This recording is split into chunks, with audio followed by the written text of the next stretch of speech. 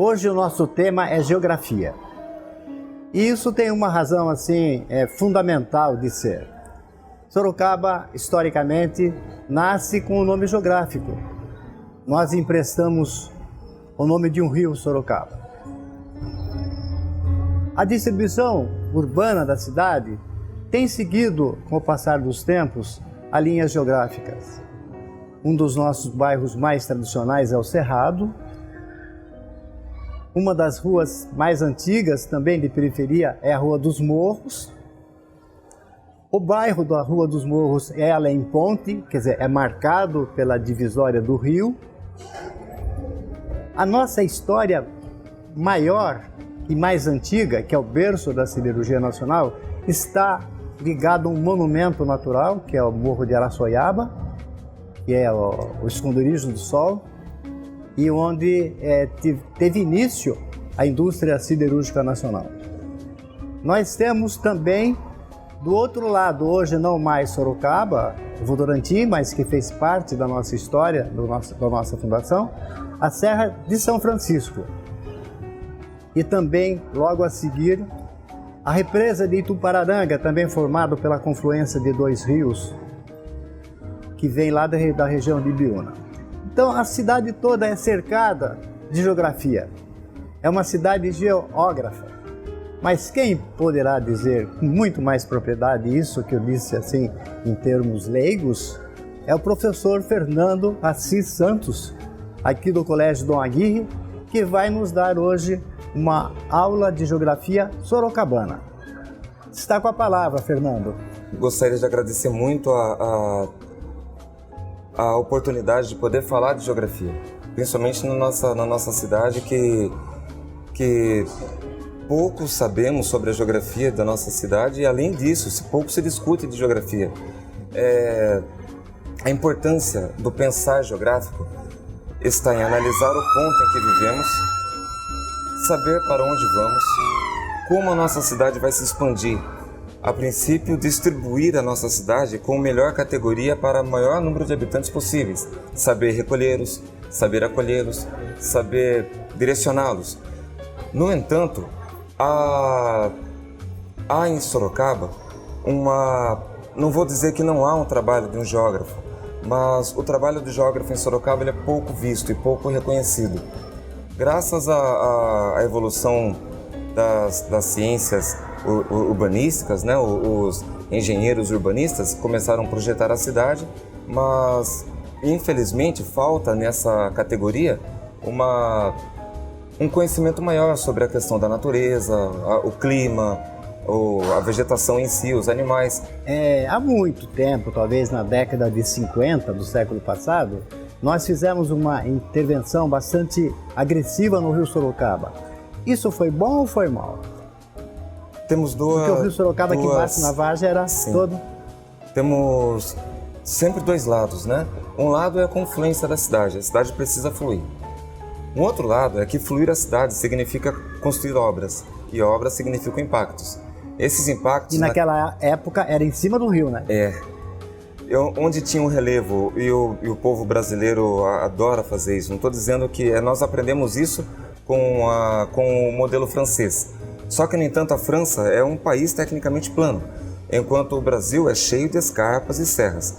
Se a gente coloca uma avenida, ou que seja uma rua, ao lado de uma várzea de um rio, logicamente que essa várzea vai inundar a avenida. Nós temos aí a Avenida Marginal. Sim. E por mais que as obras sejam feitas, né, tubos de paredes de contenção, levanta, a gente não pode prever a ação da natureza no longo prazo. Não sabemos quando essa cheia do rio pode alcançar momentos picos, como aconteceu esse ano, com elevações acima do normal, e os momentos de vazante. Mas aí que está a questão.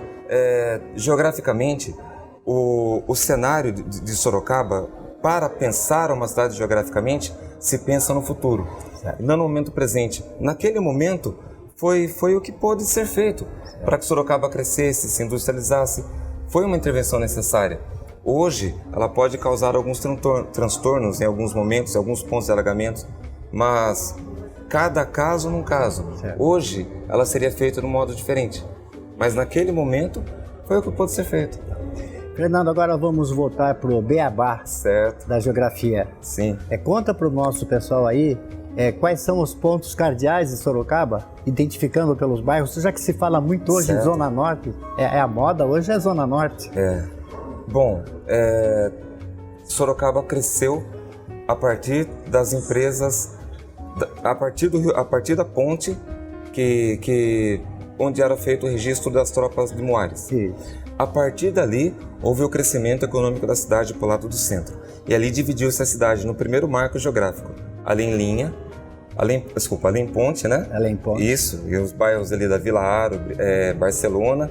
E depois, com a chegada da modernidade, a modernização, Matheus Mailaschi desenvolveu a Estrada de Ferro, os bairros ali em Ponte. Então, Sorocaba só tinha duas regiões, ou era ali em Linha, ou era ali em Ponte. Não esquece do Cerrado, hein? Que vinham as tropas. Ah, sim, claro. E vamos chegar lá, obrigado. No entanto, tanto o Cerrado quanto a região ali em Ponte eram regiões mais pobres, né? Do ponto de vista econômico e comercial. Era periferia, né? Era periferia. E o capital estava ali sendo organizado a partir da economia dos Moares. No entanto, com a chegada dos tropeiros, começam a desenvolver o comércio, começam a desenvolver as diversas atividades artísticas, né? Circos e os artistas itinerários, cantores e as atividades de serviço ligadas ao tropa, selaria, cartas, entrega de cartas, comércio, correio, todo um artigo de couro, né? Que vinha de longe, e Sorocaba começou a produzir esse material e não só produzir aqui, mas distribuir para outros lugares. Tanto é que a história industrial de Sorocaba é tão rica. Aqui em Sorocaba nós tivemos a primeira tentativa de indústria com o Manuel de Oliveira, lá na região do Lopes de Oliveira. Manuel Lopes de Oliveira, a primeira tentativa industrial de todo o Brasil de produzir tecido. E mais para frente, nós tivemos a primeira indústria de metalurgia de todo o Brasil, localizado onde é o atual Colégio Leonor Tomás. Uma casa abaixo era onde funcionou a primeira fábrica de enxadas para a produção de algodão e que depois, posteriormente, forneceu ferramentas para a produção de laranja. Tanto é que as primeiras tentativas, assim, pelo que eu sei até hoje, registros históricos nos mostram que a primeira cidade com iluminação elétrica pública foi Sorocaba. A primeira cidade a ter transporte de bonde público foi aqui em Sorocaba, antecipando São Paulo em diversas situações. O que fez com que São Paulo se tornasse a metrópole que é, e Sorocaba, a cidade que é hoje, que também é metrópole, né, recentemente, são outras questões históricas que não vêm a calhar ao momento. Mas, uma vez perguntei numa prova, né, explique Sorocaba a partir da sua condição geológica. E o menino respondeu: Sorocaba está dentro de um buraco. A respeito desse buraco, vamos falar no segundo bloco, tá bom? Certo. Tá ok? Tá ok. A Zona Norte é grande em tudo. Tem os maiores bairros, as maiores obras, os maiores parques e tem também o maior jornal de bairro de Sorocaba. Jornal Zenorte, há 9 anos, levando informação à Zona Norte. Agora semanal, toda sexta-feira nos melhores pontos da Zona Norte. Distribuição gratuita. Anuncie 3418-5285. Visite o portal de notícias jornalzenorte.com.br. Jornal Zenorte, a voz da Zona Norte. Diniz Assessoria Empresarial. Confiabilidade, credibilidade, agilidade, tecnologia e as melhores soluções na prestação de serviços empresariais. Infraestrutura e equipe especializada e altamente treinada para atendimento de pessoa física e jurídica. Você direciona toda a sua energia para a sua empresa e a Diniz Assessoria cuida de tudo o que você precisa para uma gestão financeira tranquila, segura e confiável para o seu negócio. Diniz Assessoria Empresarial.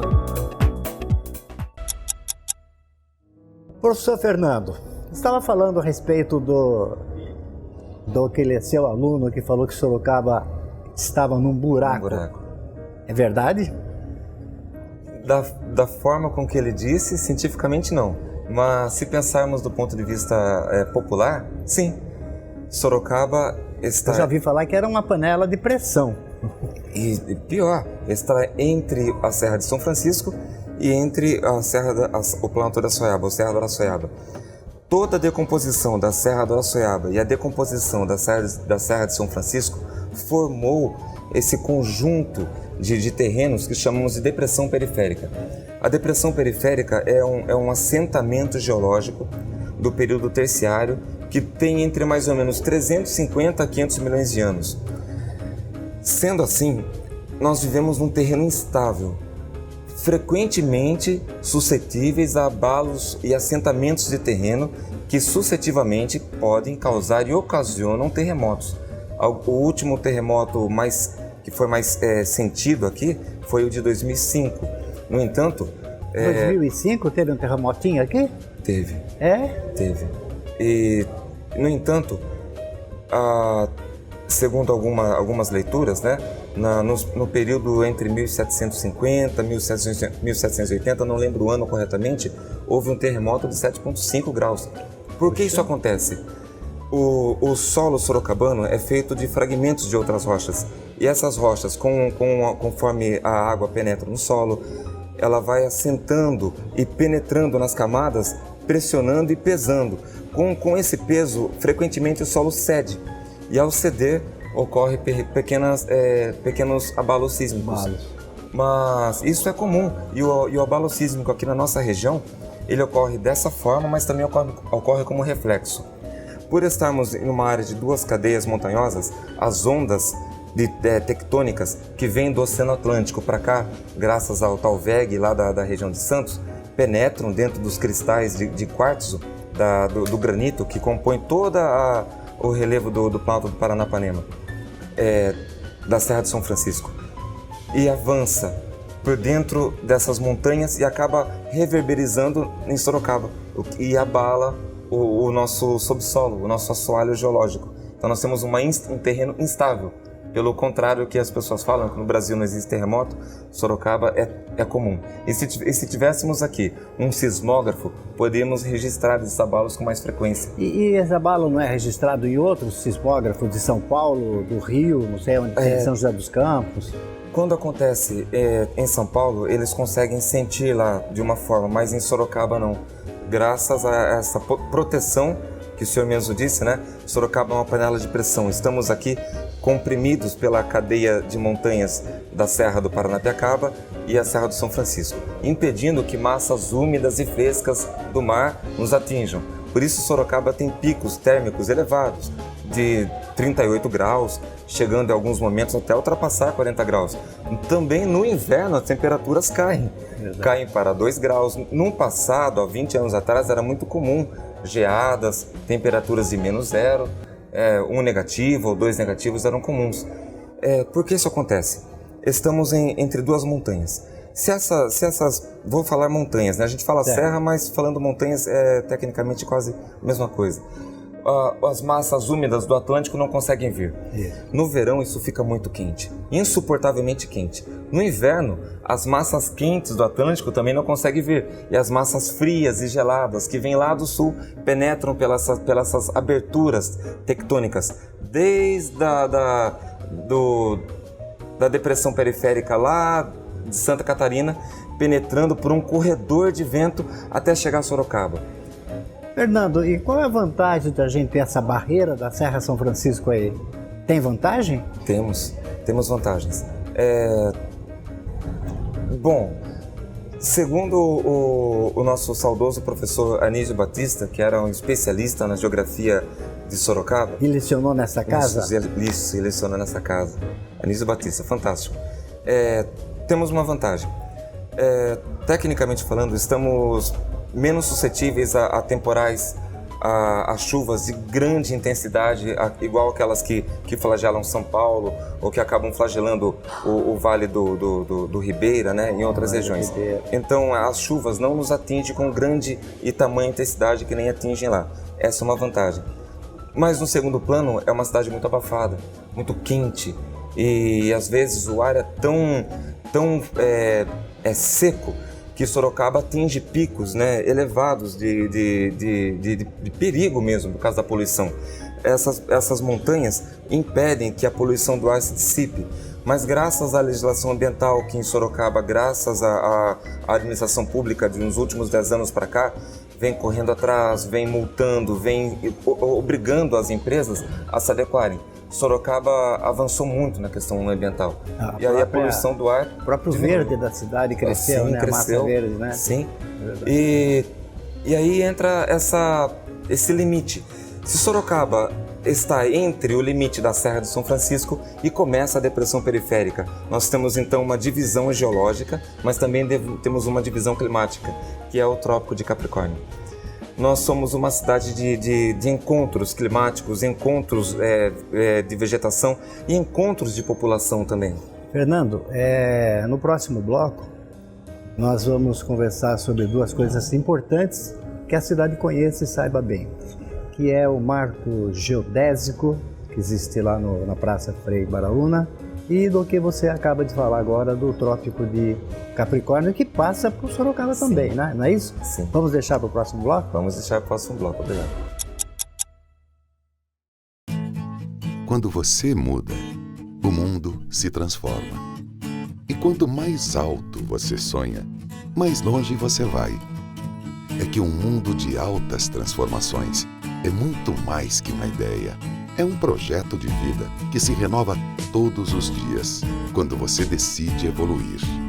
Afinal, um tempo de altas transformações começa no lugar onde você escolhe viver. Esse lugar já existe e vai dar um up no seu mundo. Bem-vindo ao Up! O mundo que você quer começa no lugar onde você vive. Up, uma ideia moderna de viver.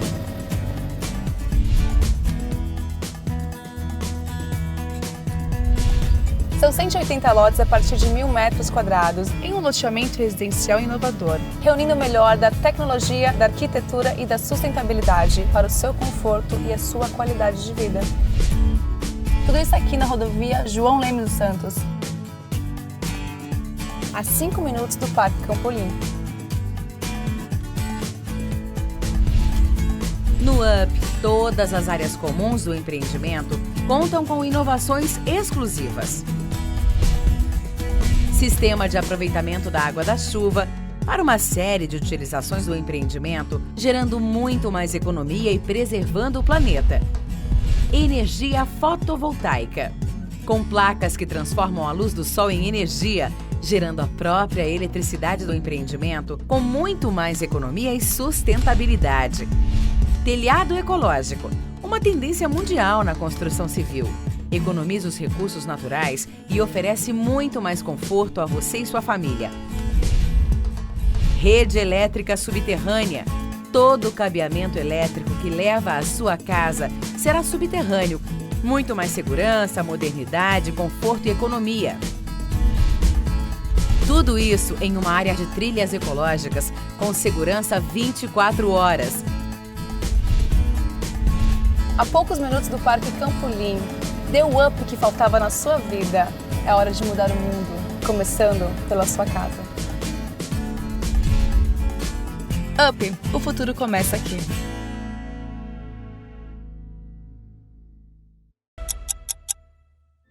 Fernando, agora nós vamos para outro marco, talvez até mais importante do que esse. Eu não sei se geograficamente é mais importante. E mostrar para a cidade onde como que lê esse marco, né? Como que vê as direções. São os pontos cardeais, né? Sim, os pontos cardeais. Pontos cardeais, e tem as latitudes, longitudes, todas Sim. marcadas lá, né? A partir daquele ponto. A partir daquele ponto.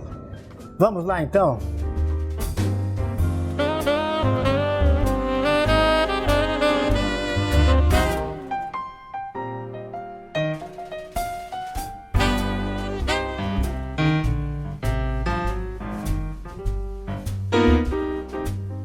Sorocaba tem muitos monumentos, muitos detalhes interessantes que às vezes no corre-corre do dia a dia você acaba não percebendo, não sentindo. Aqui na Praça Frei Baraúna, também conhecida como Largo do Fórum Velho, nós temos um monumento pouco conhecido e a sua missão, a sua importância, muito menos ainda. É o Marco Geodésico, é o ponto geográfico principal de Sorocaba. É por aqui que se tomam as coordenadas, a altitude, a longitude de Sorocaba. Mas quem entende bem dessa história, da importância desse monumento, é o professor Fernando Assis Santos. E nós vamos voltar a conversar com ele para nos dar mais detalhe sobre esse monumento que está aqui esquecido na Praça Frei Baraúna.